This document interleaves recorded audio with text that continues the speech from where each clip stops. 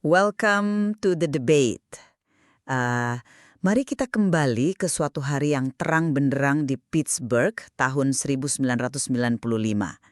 Seorang pria bertubuh besar berjalan masuk ke dua bank berbeda dan merampoknya di siang bolong. Dia tidak memakai topeng salju. Dia bahkan tidak memakai stocking di wajahnya. Dia cuma menatap langsung dengan sangat percaya diri ke arah kamera keamanan. Dan lucunya, dia ditangkap malam itu juga kan? Rekaman kamera keamanannya disiarkan di berita lokal, dan wajahnya terpampang dengan sangat-sangat jelas. Identitasnya langsung dikenali saat itu juga. Tepat. Pria itu bernama MacArthur Wheeler. Waktu polisi mengetuk pintunya, dia bukan main terkejutnya. Sambil diborgol, dia bergumam kebingungan. Dia bilang, padahal saya sudah memakai jus itu. Oh, wow. Jus lemon ya? Betul sekali, jus lemon. Ternyata Wheeler ini punya yakinan absolut bahwa kalau dia mengoleskan jus lemon ke wajahnya, dia akan menjadi tidak terlihat oleh kamera keamanan. Di kepalanya, jus lemon itu bekerja persis seperti kayak tinta tak kasat mata gitu. Dan yang membuat kasus ini sangat relevan untuk materi kita hari ini adalah, dia tidak melakukan ini secara membabi buta. Maksudnya, dia sebenarnya sudah melakukan eksperimen kecil-kecilan. Sebelum rampok, dia mengoleskan jus lemon yang bikin matanya perih, terus memotret dirinya sendiri pakai kamera Polaroid. Iya, eksperimen yang gagal. Tepat, entah karena filmnya rusak, kameranya goyang, atau ya dia salah membidik, wajahnya memang tidak muncul di foto itu. Dan bukti yang cacat itu sudah cukup untuk memvalidasi keyakinan bodohnya. Kisah Wheeler ini akhirnya memicu psikolog David Dunning dan Justin Kruger untuk meneliti fenomena yang sekarang sangat terkenal, efek Dunning-Kruger. Kondisi di mana orang yang tidak kompeten gagal menyadari ketidakmampuan mereka sendiri. Mereka tidak tahu apa yang mereka tidak tahu. Maksudnya ini adalah fenomena unknown unknowns. Betul. Dan hari ini, kita tidak cuma bicara soal perampok bank yang konyol. Di era post-truth, di mana disinformasi menyebar dalam hitungan detik, fenomena ketidaktahuan yang diselimuti oleh kepercayaan diri yang buta ini menjadi krisis global yang serius. Yang kemudian membawa kita pada pertanyaan sentral diskusi kita kali ini. Saat kita berhadapan dengan individu atau bahkan gelombang masyarakat luas yang terperangkap dalam ketidaktahuan dan penolakan terhadap realitas ini, apa respons kita yang paling rasional? Saya berdiri pada posisi bahwa ketidaktahuan adalah defisit kognitif dan literasi di tingkat individu. Maksud Anda ini masalah personal? Iya, ini adalah masalah perangkat lunak di otak yang harus dan bisa diatasi melalui edukasi aktif. Kita butuh komunikasi persuasif yang berempati dan literasi digital yang nyata. Kita punya kewajiban moral untuk mengintervensi. Sementara saya melihatnya dari kacamata struktural, penolakan terhadap realitas di era modern ini bukan sekedar otak individu yang error loh. Ini adalah kebodohan yang dikonstruksi secara sistemik oleh industri budaya dan algoritma. Konstruksi sistemik ya? Betul, karena sistemnya yang bermasalah. Menghabiskan energi untuk mengedukasi individu satu persatu seringkali sia-sia.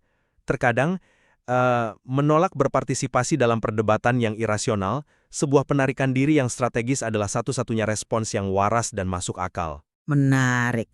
Tapi coba kita bedah mekanismenya dari sisi psikologi kognitif dulu ya. Saya melihat efek Dunning-Kruger ini pada dasarnya adalah bentuk anosognosia dalam kehidupan sehari-hari. Anosognosia medis. Persis. Dalam dunia medis, anosognosia itu terjadi ketika seseorang yang stroke dan lumpuh sebelah badannya secara neurologis benar-benar tidak bisa menyadari bahwa dia lumpuh. Otaknya kehilangan kemampuan untuk mengevaluasi kecacatannya sendiri. Nah, dalam konteks kognitif, mekanismenya persis seperti itu. Keterampilan yang Anda butuhkan untuk menghasilkan jawaban yang benar adalah keterampilan yang sama persis yang Anda butuhkan untuk mengevaluasi apakah jawaban Anda itu benar atau salah. Maksudnya, alat ukur di dalam kepala mereka sendiri memang sudah tidak kalibrasi sejak awal. 100% tidak kalibrasi. Coba bayangkan orang yang baru pertama kali main catur, dia memajukan bidaknya tanpa strategi, lalu merasa langkahnya brilian. Mengapa? Karena konsep tentang pertahanan yang solid atau pengorbanan taktis belum ada di struktur kognitifnya. Dia tidak punya kosakata mentalnya. Tepat. Dia tidak punya kosakata mental untuk mengenali kebodohannya sendiri. Jadi masalah utamanya murni kompetensi. Kalau alat ukurnya rusak, ya kita harus bantu kalibrasi dari luar. Caranya dengan edukasi yang sabar. Kalau kita ingat tradisi lama, ada kisah klasik tentang seorang badui yang tidak tahu aturan dan tiba-tiba buang air kecil di dalam masjid. Oh iya, kisah yang sangat terkenal itu. Kan orang-orang di sekitarnya marah besar ya dan mau menghakiminya. Tapi sang pemimpin saat itu menahan mereka, membiarkan si badui selesai, lalu dengan sangat tenang dan penuh empati menjelaskan fungsi ruang publik tersebut. Pendekatan ini berhasil karena dia mengidentifikasi masalahnya sebagai defisit pengetahuan, bukan kejahatan bawaan. Iya, saya mengerti. Di era kekacauan informasi ini kita butuh intervensi empatik yang sama. Kita harus mendatangi mereka, mengajari mereka cara bermain catur informasi dengan benar. Saya paham arah Anda ke sana dan analogi tentang kalibrasi kognitif itu memang terdengar masuk akal di atas kertas. Tapi mari kita tarik lensa ini lebih lebar. Anda berasumsi bahwa kebodohan di masyarakat modern ini tumbuh secara organik, layaknya orang yang belum pernah belajar main catur tadi. Karena memang itu basis kognitifnya. Dikonstruksi secara sosial. Di ekosistem post-truth hari ini, algoritma media sosial tidak didesain untuk mencerdaskan pemain catur amatir Anda. Loh, tapi algoritma kan cuma merespon preferensi pengguna. Tidak sesederhana itu. Algoritma didesain secara spesifik untuk mengeksploitasi bias kognitif mereka demi engagement atau interaksi. Teori kritis dari mazhab Frankfurt, terutama pemikiran Adorno dan Horkheimer tentang industri budaya, menjelaskan bagaimana sistem mendesain kesadaran palsu. Jadi Anda menyalahkan mesinnya? Saya menyalahkan desain di balik mesin itu. Algoritma tidak netral. Ia mengukur dwell time, berapa lama mata Anda menatap layar. Dan studi neurologis membuktikan bahwa kemarahan, ketakutan, dan validasi kelompok menahan perhatian lebih lama daripada fakta yang bernuansa. Jadi sistem ini dengan sengaja menciptakan echo chamber, ruang gema, di mana si pemain catur amatir tadi terus-menerus diberitahu oleh ribuan orang lainnya bahwa langkah bodohnya adalah langkah seorang jenius. Saya mulai melihat poin Anda. Kan? Bayangkan kalau Anda masuk ke kasino dan mesin slotnya didesain sedemikian rupa dengan suara dan lampu untuk membuat Anda merasa hampir menang, padahal Anda sedang dikuras habis-habisan. Apakah solusinya adalah mengajarkan probabilitas matematika ke setiap pemain yang sedang mabuk dopamin? Tentu tidak. Tepat. Anda tidak mengajari mereka matematika. Anda harus membongkar kasinonya. Saya melihat poin Anda tentang desain kasino, tapi saya punya masalah besar dengan kerangka berpikir struktural seperti itu. Analogi kasino itu justru menyoroti betapa berbahayanya jika kita mencabut agensi individu. Mencabut agensi, bagaimana bisa? Mari kita pakai contoh lain. Jika ada seorang pengemudi yang tidak bisa menyetir, yang begitu percaya diri dengan kemampuannya sampai dia menabrakkan mobilnya ke pohon, maksud saya sampai dia benar-benar kecelakaan, kita tidak langsung mengadakan demonstrasi menuntut pembubaran sistem kapitalisme global atau menyalahkan tata letak jalan perkotaan, kan? Iya, kalau cuma satu orang. Kita menyalahkan fakta bahwa dia belum pernah ikut kursus mengemudi. Kalau kita terus-menerus menyalahkan struktur sosial atau algoritma jahat, kita secara praktis melepaskan tanggung jawab moral individu untuk belajar. Kita mereduksi manusia menjadi sekedar pion tanpa kehendak bebas yang disetir oleh mesin. Bukan melepaskan agensi loh, tapi menempatkan agensi itu pada realitas proporsionalnya. Kalau satu pengemudi menabrak pohon, ya sekolahkan dia ke kursus mengemudi. Tapi bagaimana kalau ribuan pengemudi setiap hari menabrak pohon yang sama persis? Ya, kita harus perbanyak instrukturnya. Tidak. Pada titik itu, kalau Anda masih bersikeras menyalahkan individu-individu tersebut dan menyuruh mereka kursus satu persatu, Anda mengabaikan fakta bahwa rambu jalannya mungkin memang didesain secara keliru atau jalannya dirancang tanpa standar keselamatan demi memangkas biaya. Menyalahkan individu dalam krisis yang sifatnya sistemik itu bukan cuma naif, tapi juga melanggengkan sistem yang rusak itu sendiri. Tapi kita tidak bisa membiarkan pohon itu terus ditabrak sambil menunggu revolusi sistemik terjadi, kan? Itu membawa kita pada perdebatan tentang bagaimana kita seharusnya merespon di lapangan. Di dunia nyata, pembiaran punya konsekuensi fatal. Kalau kita melihat kesalahan, apalagi disinformasi yang berbahaya, kita punya kewajiban untuk melakukan intervensi aktif. Intervensi yang seperti apa? Berdebat di kolom komentar? Dalam literatur psikologi tentang mengubah pikiran orang, intervensi itu punya metrik keberhasilan kalau dilakukan dengan benar. kita bisa menggunakan teknik motivational interviewing, di mana kita tidak menyerang keyakinan mereka secara langsung, tapi mengajukan pertanyaan-pertanyaan yang membuat mereka menemukan kontradiksi di logika mereka sendiri. Terdengar sangat idealis. Kalau kita diam atas nama menolak berpartisipasi dalam sistem, kebohongan itu akan berinkubasi. Di era digital, hoax yang tidak dibantah akan mengalami contagion effect, menular seperti virus, dan perlahan-lahan diterima sebagai kebenaran mutlak. Nah, disinilah kita punya perbedaan metodologis yang sangat tajam. Anda berasumsi bahwa setiap perdebatan adalah ruang rasional di mana fakta yang lebih baik akan menang. Maaf, tapi saya harus menantang asumsi itu. Pernahkah Anda mendengar konsep rasionalitas instrumental dari Frankfurt School? Konsep bahwa rasionalitas direduksi hanya menjadi alat untuk mencapai tujuan praktis, tanpa mengevaluasi nilai moral dari tujuan itu sendiri? Persis. Di media sosial, tujuannya bukan kebenaran, tapi dominasi narasi dan validasi identitas kelompok. Ketika Anda masuk ke kolom komentar untuk membedah hoax dengan fakta empiris dan teknik motivational interviewing Anda yang elegan itu, Anda sebenarnya sedang bermain di medan laga yang aturan mainnya dibuat oleh algoritma. Tapi setidaknya saya meluruskan fakta. Algoritma tidak peduli siapa yang meluruskan fakta. Mekanisme platform tidak peduli siapa yang benar. Platform hanya melihat bahwa ada interaksi, ada adu argumen, ada engagement. Dan apa yang algoritma lakukan? Ia mengambil konten hoax tersebut dan menyebarkannya ke lebih banyak orang karena dianggap memicu percakapan.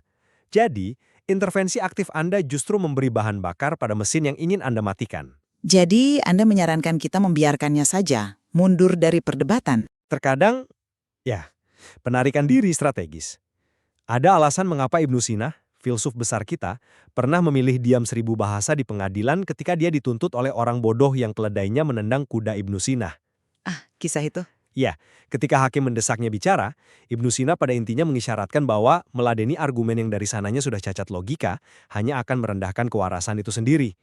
Di era sekarang, diam berarti kita melakukan starvation atau membuat algoritma kelaparan. Kita menolak menyumbangkan data, emosi, dan dwell time kita untuk memvalidasi ekosistem yang irasional.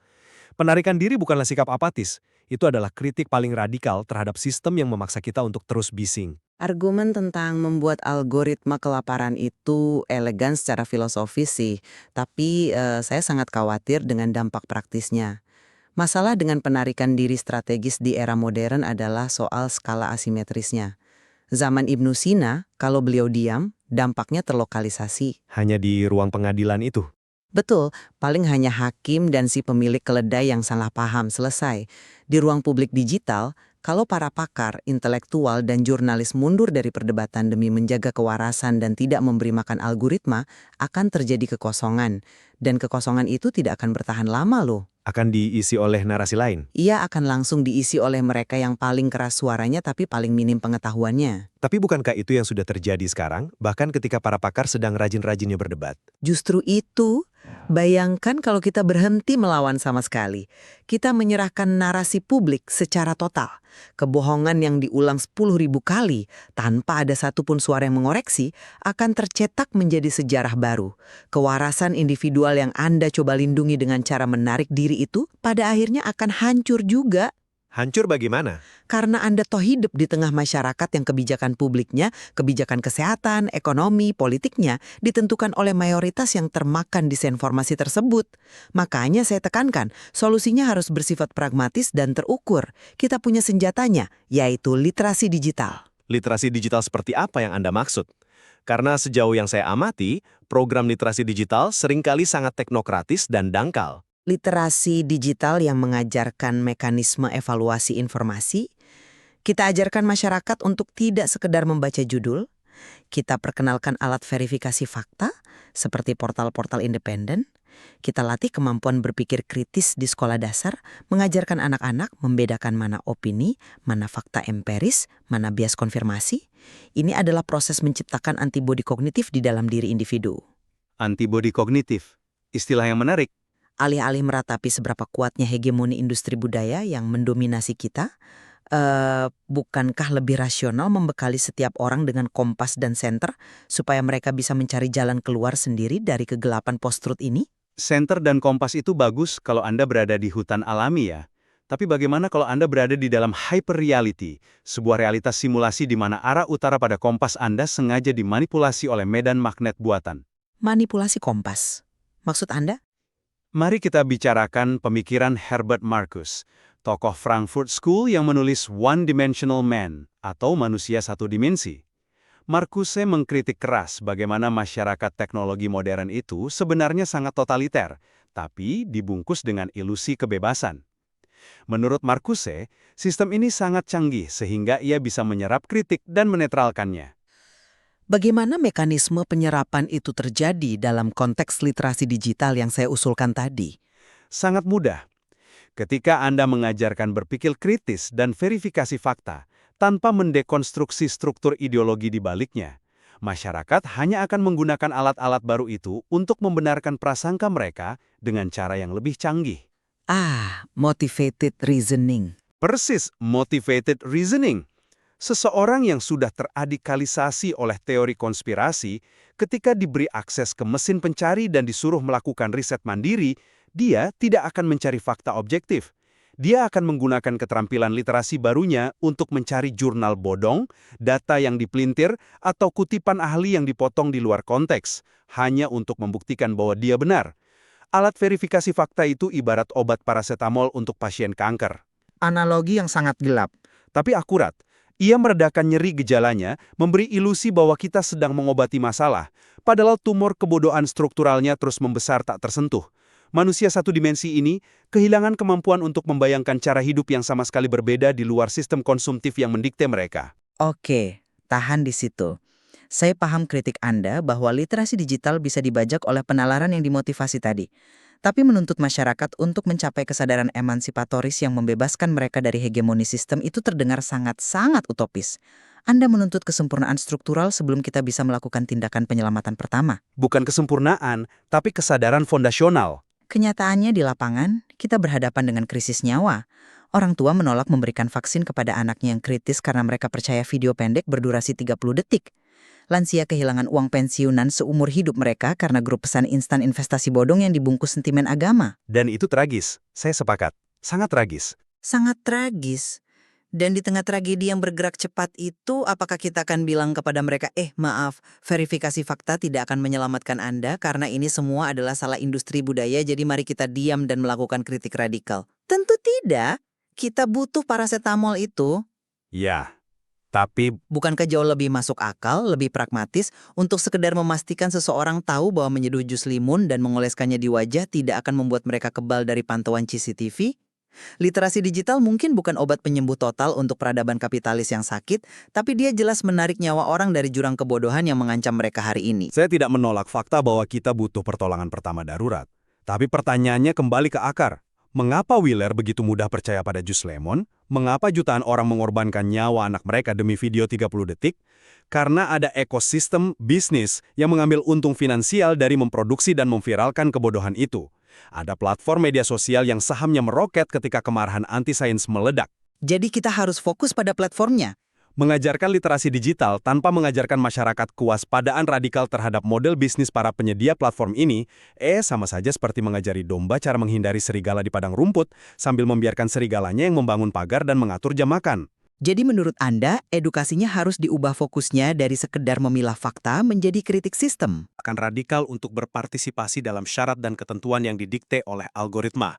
Mengurangi interaksi di media arus utama, memboikot platform yang memonetisasi disinformasi, dan membangun kantong-kantong wacana tandingan yang bergerak lambat, seperti membaca buku yang mendalam atau berdiskusi panjang seperti yang kita lakukan sekarang. Ini adalah bentuk pelamaran yang sesungguhnya. Kalau kita terus berlari di atas treadmill yang diciptakan oleh industri budaya, membalas setiap hoax satu persatu, kita akan kehabisan napas sementara mesinnya terus menyala. Saya harus mengakui, metafora domba dan pagar itu memberikan poin yang tajam mengenai batasan dari intervensi individual. Tapi di saat yang sama, diskusi kita ini benar-benar mempertegas garis batas yang harus kita navigasi bersama. Di satu sisi, saya akan tetap berpegang pada keyakinan bahwa efek Dunning-Kruger dan anosognosia kognitif ini harus diobati dari dalam. Otak manusia memiliki neuroplastisitas, kemampuan untuk belajar dan mengkalibrasi ulang. Kita membutuhkan intervensi yang sabar dan penyebaran alat literasi praktis untuk membantu orang-orang merobek tabir unknowns mereka.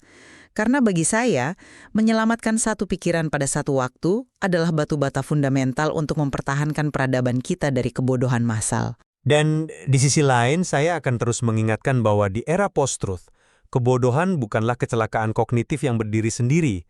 Ia adalah desain turunan dari mesin industri budaya yang merekayasa realitas demi interaksi tak berujung.